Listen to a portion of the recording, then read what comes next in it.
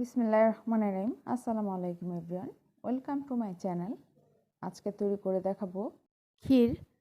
খেজুরের গুড় দিয়ে শীতকালে কিন্তু দেশ গ্রামে ক্ষীর পাক করে থাকে।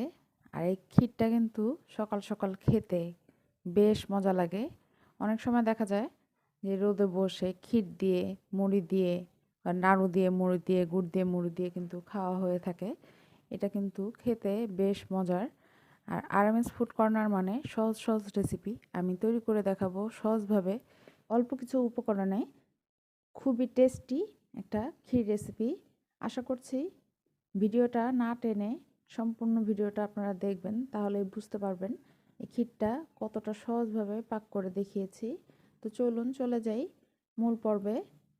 চুলায় একটা হাঁড়ি বসিয়ে এর মধ্যে আমি 1 কেজি লিকুইড দুধ নিয়েছি। এটাকে বলক তুলে নিয়েছি। বলক চলে আসলে এর মধ্যে দিয়ে দিব 1/4 কাপ পোলাওর চাল। এটাকে ভালো করে ধুয়ে পানিটা ঝরিয়ে নিয়েছি। চালটাকে সরাসরি আমি দুধের ভিতরে দিয়ে সাথে সাথেই নেড়ে চেড়ে দিচ্ছি, তা নয় কিন্তু চালগুলো ভিতরে দলা পেকে যাবে, আর দলা পেকে গেলে কিন্তু ক্ষীরটা ভালো হবে না। তো যখন এরকম ফুটে উঠবে তখন এর মধ্যে কিছু গরম মশলা দিয়ে দিব। এখন চুলার আঁচটা একটু কমিয়ে দিয়ে স্বাদ মতো লবণ দিয়ে দিচ্ছি। এর মধ্যে আরও কিছু দিচ্ছি, 2টি এলাচ, 2টি দারচিনি আর একটা তেজপাতা মাঝখান থেকে টুকরো করে মশলাগুলোকে আমি দিয়ে একটু নেড়ে চেড়ে দিচ্ছি। এটা ততক্ষণ পর্যন্ত জাল করে নিতে হবে যতক্ষণ না চালটা ফুটে একদম গলে যায়। ততক্ষণ পর্যন্ত মাঝে মধ্যেই এটাকে একটু নেড়ে চেড়ে দিতে হবে, তাহলে আর চালগুলো নিচে লেগে যাবে না। আর এটা কিন্তু সম্পূর্ণই মিডিয়াম আঁচে রান্না করে নিতে হবে। মিডিয়াম আঁচে এটা ততক্ষণ পর্যন্ত আমি রান্না করব। আমি চালটাকে একটু উঠিয়ে দেখিয়ে দিচ্ছি।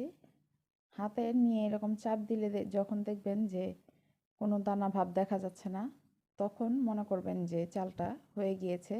এখন এর মধ্যে দিয়ে দিচ্ছি 1 কাপ পরিমাণ খেজুরের গুড়।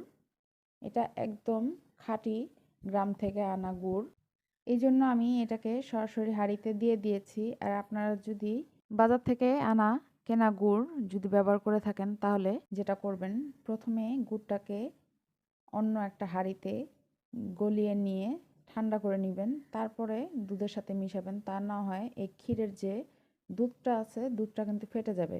গুড়ে এক ধরনের সালফার ইউজ করা হয়, ওইটা কিন্তু আপনার গরম গরম দুধের সাথে দিলে দুধটা ফেটে যায়, তখন কিন্তু ক্ষীরটা খেতে ভালো লাগবে না। তো কথা বলতে বলতে এর মধ্যে কিন্তু আমি 1/4 কাপ কোরানো নারকেল দিয়ে দিয়েছি। এখন নারকেলটাকেও ভালো করে মিশিয়ে নিব। ক্ষীরের মধ্যে কিন্তু আমাদের আর কিছুই প্রয়োজন নেই, ক্ষীরটা এইভাবেই তৈরি করা হয়। তো আমি এটাকে আরও 5 থেকে 7 মিনিট চুলার একদম লো হিটে রান্না করে নিব। এটা আরেকটু টেনে ঘন হয়ে যাবে দুধটা, তখন আমি এটাকে নামিয়ে ঠান্ডা করে নিব। তা আপনারা যদি এই কাজটা না করতে চান, তাহলে এর মধ্যে 1/4 কাপ গুঁড়া দুধ দিয়ে দিবেন, তাহলে কিন্তু এটা খুব দ্রুত ঘন হয়ে যাবে আর আপনাদের ক্ষীরটাও রেডি হয়ে যাবে। তো এটাকে আমি এই অবস্থায় নামিয়ে নিচ্ছি। এটা কিন্তু ঠান্ডা হলে অনেকটা ঘন হয়ে যাবে। এই গরম গরম অবস্থায় আপনারা যে বাটিতে পরিবেশন করবেন বা যেটাতেই রাখবেন ঢেলে নেবেন, তাহলে কিন্তু ক্ষীরটা সেখানেই সেট হয়ে যাবে। এখন দেখতে অনেকটা তরল মনে হচ্ছে, এটা ঠান্ডা হলে অনেকটাই ঘন হয়ে যাবে। তো আমি এর মধ্যে কিছু বাদাম কুচি আর কিশমিশ দিয়ে পরিবেশন করে নিয়েছি। এটাও ঠান্ডা হলে একদম সেট হয়ে যাবে। তা আপনারা আপনাদের ইচ্ছা অনুযায়ী এটাকে সাজিয়ে নিতে পারেন। তো দেখলেন তো কত সহজেই ক্ষীর তৈরি করে নিলাম। আর এই ক্ষীরটা কিন্তু খেতে আলহামদুলিল্লাহ অনেক বেশি মজার। আপনারা বাসায় একবার ট্রাই করলেই বুঝতে পারবেন। আর বাসায় যদি ট্রাই করে থাকেন, আমাকে কিন্তু কমেন্ট করে জানাতে ভুলবেন না। আর এরকম সহজ সহজ রেসিপি পেতে আমার চ্যানেলটিকে সাবস্ক্রাইব করে আমার সাথেই থাকবেন। আর রেসিপিগুলো যদি খুব বেশি ভালো লেগে থাকে, তাহলে বন্ধুবান্ধবের সাথে শেয়ার করতে ভুলবেন না। তো আশা করছি আজকের রেসিপি সবার ভালো লেগেছে, আর ভালো লাগলেই আমার সার্থকতা।